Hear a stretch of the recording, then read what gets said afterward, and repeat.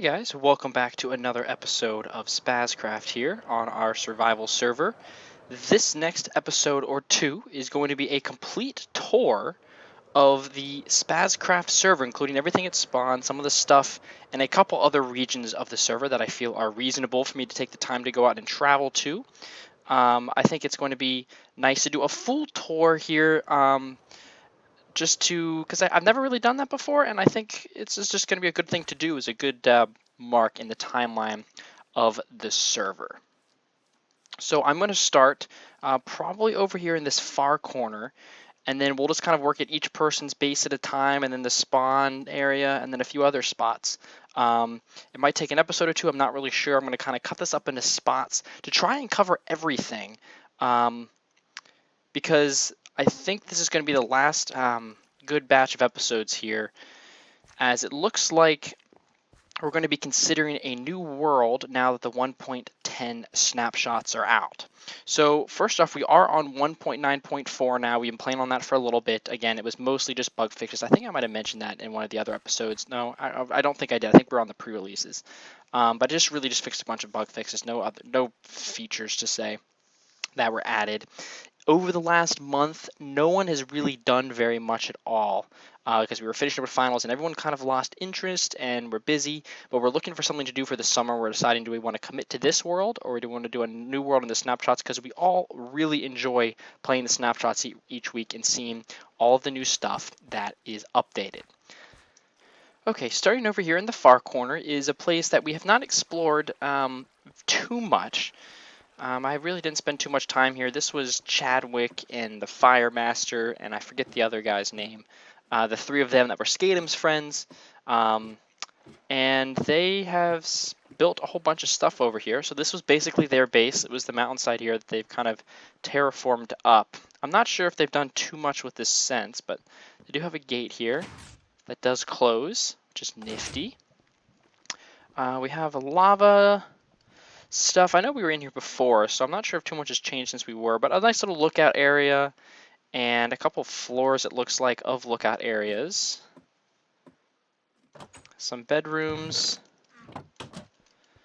and all sorts of good stuff. Yeah, so this is what this is. Just kind of little rooms up here. Look out maybe for like the knights that are supposed to be guarding the tower. Down here, they filled this whole room with lava and got these lava pillars. These are actually really cool. I am a fan of these lava pillars. And this is a really big room that they ended up clearing out. Is that a maple leaf? Is this the Canadian flag? Why is there a Canadian flag here? I don't think either one of them is Canadian. This is kind of neat. Is there anything down here? Does this go anywhere? Oh, it goes to another portal. And maybe some strip mines? Oh, I see. Brick. Oh, enchanting room, just some other stuff down here. Looks like they were in the progress of building, but never really got quite finished. To make this easier to get around so that this not take forever, and to show you guys some really different views that you haven't seen before, I am going to go ahead into creative mode to fly around to show you the views. So here's their full castle. Nothing over here per se, but I did want to go see what this tower was. I think this was just some sort of lookout tower. Or a Lytra launcher. We'll go fly up to the top to see it real quick, but I don't really think anyone built very much in the overworld outside of this spawn region. We all stayed pretty close because the Empire terrain was hard to cross, and it was difficult to just bring a lot of items to go work on any projects. So we shall... There we go. So here's their place down here. This was built by Chadwick, I do know. The little walkway down here. And he built a barn here. And he's got some crops out here where he was farming. But inside of the barn, if you remember that project back on an episode, and wow, he's bred a lot of animals. We went ahead and brought all the animals in here to store them. So we had, each of them being bred. You can see some of the rabbits and the chicken eggs and, these four. All of the four main ones. Since we had plenty of chicken eggs, if you ever needed those, you just took the eggs. So he built this little nifty barn back here. I know he was also keeping some horses and doing some breeding of that, which, as you can see around the back here and around the other side as well. So I think this was a really well done build, and it was nice to have a place to put all of the animals, because for a long time they were just sitting out in the open, rather exposed. Next, down here at the water was just really not too much going down. We never really built too much with this lake.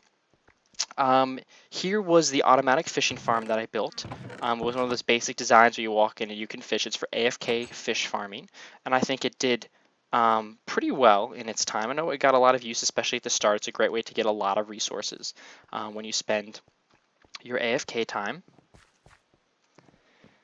And over here is, this was something that Skaden was building. He was building a future community flower dye factory along with wool. So the idea was you could come over here and get different colored blocks of each type. And he was going to have flower farms and farms where all these dye would automatically output them for you. It was a really ambitious project, and it was coming along pretty well, I think. I think some of it was just stored up, but he made an AFK shearing farm with sheep that run around. He says currently operating at about 900 wool an hour. If you were to stand here and shear them as the sheep come through, pretty nifty design. I know Exuma was doing something like this, and he built it in here and got it working. And I know he was using, I think he just had all the sheep white for now, and then he was dyeing them individually. But very cool that he got that up and running. Over here was that couple snapshots where there was that bug where the boats would launch you up, but that bug was patched, and this was no longer used because it didn't work anymore. And then in addition, there was his skeleton spawner, but I don't think we're going to go take a look at that. I don't think he ever did anything with it other than what we saw in that one episode where it was just a really basic monster grinder, but that's entrance somewhere back on the other side of that hill. Over here was originally he was going to do this as I think this might actually be connected as a sorting system for him to send items down from his house, and then they'll flow in here. And he was originally going to start as a shop or the recycling center where he could get rid of stuff, where it was going to be like, if he had extra of these 3 blocks or whatever he had extra of, they would get sent down from above into these chests. And I don't think he got the sorting system set up into dividing them up, but they basically would get floated down and then split up and automatically put in the chests from his, all the way up from his house, which is really cool that he got that working to a point. I know he had the filter on the roof, but he took it off because it looked kind of ugly. But that was a really neat idea that he essentially had this tunnel that goes all the way up that had items take him all the way down into here, which was pretty neat that he ended up getting that working. So I guess next up we'll finish up this section over here.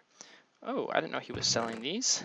15 diamonds, that's pretty reasonable. I would maybe pay 10 since he had so many, but 15 is pretty reasonable. This was the horse stable that I built. So everyone's horses are in here. We've got my horses, which are somewhere, yep, here's Susan, or White Lightning, as we ended up renaming it to be.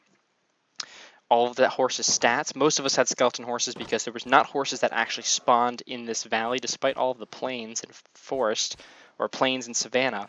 We had the lightning horses that now spawn. We had to get these from outside the world, and I ended up breeding donkeys and mules, and I have Thunder and my mule over there. And then in here was our nether cave, which is our main nether portal we considered here at actual spawn. We'll take a tour of the nether in a little bit. And we're going to clear the weather. I had to do this right before I started recording because I wanted to tour all of this. Whoops. Even though it's weather clear. Time set 0. Here was something that Gur never finished. But this was her food emporium. She was going to have farms of a whole bunch of items and eventually make automatic farms with the villagers back here in the mountain. And then in here with the food, these were the farms for the sheep, and then she was going to also build pigs. But then she had the cows over here as well, where she wanted to make one for all of the food and the crops that could be auto-farmed by the villagers. She wanted to have a big food emporium over here, so you can see this never got finished. but it was in the process of being built. Maybe we'll see if we can get her to join us again for our next up and coming map.